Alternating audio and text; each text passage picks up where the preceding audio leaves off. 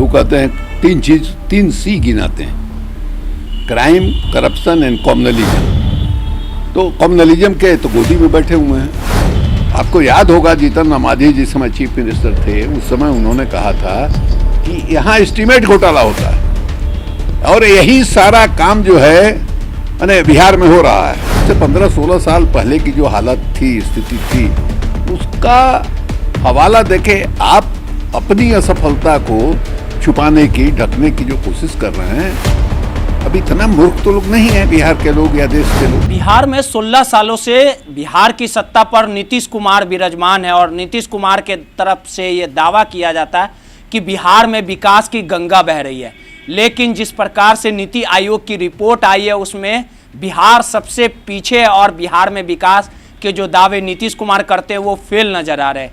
इस रिपोर्ट के बाद लगातार विपक्ष के जो नेता हैं वो सरकार पर सवाल उठा रहे थे, लेकिन जदयू के जो राष्ट्रीय अध्यक्ष है ललन सिंह, उन्होंने एक ट्वीट किया और सीधे तौर पे कहा है कि बिहार का जब विभाजन हो रहा था तो सिर्फ लालू, आलू और बालू ही बचा, सब कुछ लूट चुका था। इस बयान को लेकर हमारे साथ बात करने के लिए राजद के वरीय लीडर शिवानंद तिवारी जी हैं, उनसे बात करेंगे और समझने की कोशिश करेंगे कि आखिर विकास का जो दावा किया जाता है रिपोर्ट में सब कुछ खुलासा हो चुका, लेकिन कहीं ना कहीं जो ललन सिंह का जो बयान है, आखिर इस बयान को किस प्रकार से देखते हैं। सर, ललन सिंह बयान दे रहे हैं कि विभाजन के समय ही सब कुछ लूट चुका था, नहीं लगता है कि अपना दाव बचा रहे हैं, विकास तो कुछ हुआ नहीं। देखिए, ललन सिंह क्या बोलते हैं वो एक अलग बात है, लेकिन बार बार नीतीश कुमार जी के तरफ से उनके जो प्रवक्ता हैं, उनके पार्टी के जो विधायक हैं, उनके सरकार के जो मंत्री हैं, रोज अखबारों में बयान आता है कि विकास की गंगा बह रही है। उन लोग कहते हैं कि अभूतपूर्व विकास हुआ है, नीतीश जी की दृष्टि ऐसी है वैसी है जिससे ये हो रहा है वो हो रहा है, माने पूरे देश के लिए फलाने काम में बिहार जो है नज़ीर के रूप में पेश किया जा रहा है। ये क्यों आप कह रहे हैं? आप खुद मुख्यमंत्री जी अपना काम जुड़वाते हैं, हमने ये किया, हमने वो किया, हमने ये किया, पुराने दिन की याद दिलाते हैं। देख लीजिए उस समय कहाँ थी सड़कें, कहाँ थी बिजली, ये सब कुछ तो खुद गिनवाते हैं। इसलिए ललन सिंह कह रहे हैं उसका कोई बहुत मतलब नहीं है। अब इन सब चीज़ों के समझ की बात है। देखिए, 15 साल 16 साल कम नहीं होता है। 5-5 साल पर सरकार चुनाव होता है और चुनाव में सरकार बदलने की संभावना रहती है। तो आप 15 साल 16वां साल आपका है, उसके बाद जो है आज से 15-16 साल पहले की जो हालत थी, स्थिति थी, उसका हवाला देके आप अपनी असफलता को छुपाने की, ढकने की जो कोशिश कर रहे हैं। अभी इतना मूर्ख तो लोग नहीं है बिहार के लोग या देश के लोग। नीति आयोग स्पष्ट कह रहा है कि हाँ साहब, सबसे निचले स्तर पर हम लोग हैं। आप खुद मानते रहे विशेष राज्य का दर्जा जो आप मांग रहे थे भारत सरकार से, उसके पीछे आपका तर्क क्या था? आपका तर्क यही था कि प्रति व्यक्ति आमदनी के तौर पर हम सबसे नीचे हैं, हमारे यहाँ जो है बिजली की इतनी ही खपत होती है, हमारे यहाँ जो है बाकी सब चीज़ों के मामले में पिछड़ापन है। ये आप खुद कह रहे थे, मांग रहे थे, किस लिए नहीं मिला आपको? उसके बदले में ये कहा गया कि पैकेज जो है दिया जा रहा है बिहार को। पैकेज भी कितना मिला, क्या मिला, कहाँ खर्च हुआ, इसका कोई सरकार की ओर से बयान नहीं आता है, बार बार कहने के बावजूद। तो यहाँ चिंताजनक स्थिति यह है कि आपका 51-52% लोग बिहार के गरीब के श्रेणी में आ रहे हैं, और इसमें कुछ जिले ऐसे हैं जहाँ 62%, 64% लोग गरीब हैं। 62%, 64%। अब गरीबी रेखा जो है यहाँ बनी हुई है कि जो 150 रुपया जो रोज़ कमा ले रहा है वो गरीबी रेखा से बाहर है। अब ये बताइए, मान लीजिए कि 150 रुपया हमको आज मिल रहा है, लेकिन सालों भर जो हमको 150 रुपये का काम मिलता है, इसका कौन देखने वाला है भाई? तो ये हालत इतनी ख़राब है जिसका कोई हिसाब किताब नहीं। अगर आपके पास साधन नहीं है, मान लीजिए जो भूखा आदमी है उसके हाथ में अगर पैसा आता है तो सबसे पहले क्या करता है? भोजन का इंतजाम करता है, उसके बाद बाकी चीज़ों का इंतजाम करता है। तो आपकी हालत इतनी ख़राब है तो आप जो है ये म्यूजियम बना रहे हैं, नए म्यूजियम से पुराने म्यूजियम को जोड़ने के लिए टनल बना रहे हैं, ललित नारायण मिश्रा भवन का एक सड़क मोड़ने के लिए आप इतना बड़ा ढांचा स्ट्रक्चर बना लिए।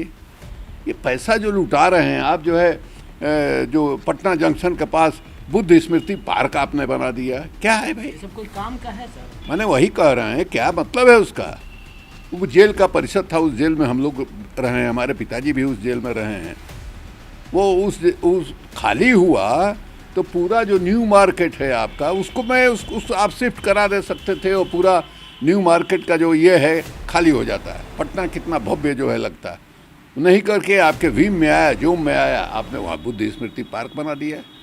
ये सारे काम जो हो रहे हैं, इससे किसको लाभ मिल रहा है? जो ठेकेदारी करने वाले लोग हैं, जो इंजीनियर लोग हैं, जो नक्शा बनाने वाले लोग हैं, उन्हीं लोगों की कमाई हो रही है। आपको याद होगा जीतन राम मांझी जिस समय चीफ मिनिस्टर थे, उस समय उन्होंने कहा था कि यहाँ एस्टीमेट घोटाला होता है, और यही सारा काम जो है मैंने बिहार में हो रहा है, खाली निर्माण का काम, कंस्ट्रक्शन का काम। वो जहाँ भी ये प्रमाणित है कि कंस्ट्रक्शन के काम से गैर बराबरी जो है बढ़ती है। गैर बराबरी कितनी बढ़ गई है उसका नमूना हम लोगों ने देखा कि दिवाली के दिन 28,000 रुपये किलो की मिठाई जो है बिकी पटना में।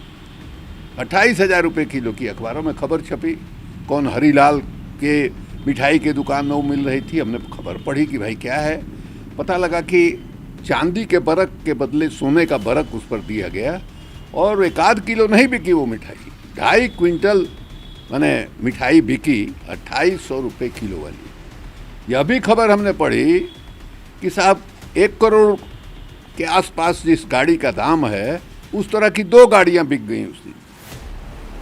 तो भाई पैसा तो है, तब ना 28 रुपये किलो, 28,000 रुपये किलो की मिठाई लोग खरीद रहे हैं, 1 करोड़ की गाड़ी कर रहे हैं। ये कौन लोग हैं? ये साबित हो रहा है कि जो विकास जिस ढंग से नीतीश कुमार कर रहे हैं, वो विकास जो है कुछ लोगों के, उसका जो विकास का जो फायदा है वो कुछ लोगों के हाथ में जा रहा है, कुछ ही लोगों के हाथ में पूंजी सिमट कर रह जा रही है। तो हम जो आपको कह रहे थे कि कंस्ट्रक्शन के जरिए जो विकास का दावा लोग करते हैं, उस कंस्ट्रक्शन से गैर बराबरी बढ़ती है। विकास हुआ, पैसा आया, पैसा कुछ लोगों के जेब में चला गया। पहले के ज़माने में ये कहा जाता था कि इंफ्रास्ट्रक्चर जो बनेगा, सड़क बनेगी, पुल पुलिया बनेगा, लोगों को रोजगार मिलेगा। अब तो ऐसी हालत हो गई है, हम माने हमारा घर जो है भोजपुर ज़िला में है, आरा से बक्सर तक 4 लेन सड़क बन रही है। अब 4 लेन सड़क बन रही है, आदमी नहीं दिखाई देता है, 2-4 को आदमी दिखाई देता है, सारा काम मशीन से हो रहा है, आदमी की ज़रूरत ही नहीं है। अब तो ऐसी मशीन निकल गई कि घर आप बनाने जा रहे हैं, प्लास्टर करना है, उसके लिए आदमी की ज़रूरत नहीं पड़ेगी, मशीन से ही प्लास्टर हो जाएगा। सर, एक चीज़ और आखिरी सवाल है, जिस प्रकार से लगातार भ्रष्ट अधिकारियों की सूची आ रही, कल भू अर्जन अधिकारी के यहाँ रेड हुआ, SDPO के हुआ, तमाम जो अधिकारी हैं वो कहीं ना कहीं करोड़ों के मालिक हैं, उनकी सैलरी कुछ और है, लेकिन जब आर्थिक अपराध इकाई विजिलेंस छापा मारे तो नहीं लगता है नीतीश कुमार जीरो टॉलरेंस की बात करते थे, अब जिस प्रकार से अधिकारी, इसे तो बोलने की न बात है, जीरो टॉलरेंस। वो कहते हैं 3 C गिनाते हैं, क्राइम, करप्शन एंड कॉम्युनलिज्म। इन तीनों से हम कंप्रोमाइज़ नहीं कर सकते। तो कॉम्युनलिज्म के तो गोदी में बैठे हुए हैं। माने भारतीय जनता पार्टी जो खुलेआम जो है, भारतीय संविधान में जिसको विश्वास नहीं है, भारतीय संविधान कहता है कि हमारा देश जो है सेकुलर रहेगा, धर्मनिरपेक्ष रहेगा, वो कहता है कि नहीं, इस देश को हम हिंदू राष्ट्र बनाएंगे, उसके साथ आपका समझौता है। उसी तरह से क्राइम के मामले में आप देख लीजिए, रोजाना अखबार उठा करके देख लीजिए क्या स्थिति हो गई है, और क्राइम किस तरह का हो रहा है। अब आज के अखबार में खबर है कि पटना सिटी में पत्थर से कूच करके किसी को मार दिया, कुट्टी कुट्टी लिखा है, कुल्हाड़ी से मार दिया, काट दिया। यही बोले थे हम बीजेपी में कभी नहीं जाएंगे, मिट्टी नहीं मिलेगी। ना, वो एक अलग बात है। हम ये कह रहे हैं कि आपको ये जो क्राइम जो है दिखाई दे रहा है, करप्शन के बारे में भी आप बताए ही, करप्शन की क्या स्थिति है। मंत्री का PA प्राइवेट सेक्रेटरी, भाई जिस मंत्री का प्राइवेट सेक्रेटरी इतना भ्रष्ट है, मंत्री ने रखा कैसे? और उस तरह का प्राइवेट सेक्रेटरी रख के मंत्री ईमानदार होने का दावा कैसे कर सकता है? दारू के बारे में बात करते हैं, एक मंत्री है इनके मुजफ्फरपुर के, उनके पिताजी के नाम पर हाई स्कूल है, इन्हीं का परिवार जो है उसको चलाता है, वहाँ से एक ट्रक दारू गया पकड़ा के थाना में, और उसका उसमें नाम दिया वहाँ के मास्टर ने या हेडमास्टर ने, कोई कार्रवाई नहीं हुई। तो आप कहते हैं कानून अपना काम करेगा।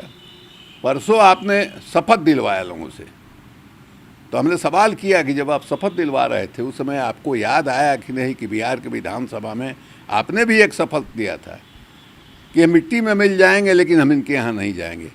वो जो बिहार विधानसभा में आपने शपथ लिया था, आप बाकी लोगों को शपथ दिलवा रहे थे, वो शपथ आपको याद आ रहा था कि नहीं? तो ये ढोंग है। देखिए, ये नीतीश जी पिछड़ी बिरादरी में पैदा हुए हैं, लेकिन इनकी दृष्टि जो है वो एलिट वाली है, अभिजात वर्ग वाली है। उसी तरह की योजना बनती है, उसी तरह का सारा काम होता है। और खर्च कितना बढ़ गया है मुख्यमंत्री पर, किस तरह से सिक्योरिटी के साथ वो चलते हैं, बाप रे बाप, 50 आदमी ऐसे घेर करके चलता है। तो एकदम बिल्कुल प्रधानमंत्री का जो सिक्योरिटी है लगभग उसी तरह की सिक्योरिटी है। इतना खर्चीला एक गरीब प्रदेश बिहार का जो बॉटम पर है, जहां आधी से अधिक आबादी गरीब है, उस गरीब देश में सबसे खर्चीला मुख्यमंत्री यहीं बसता है।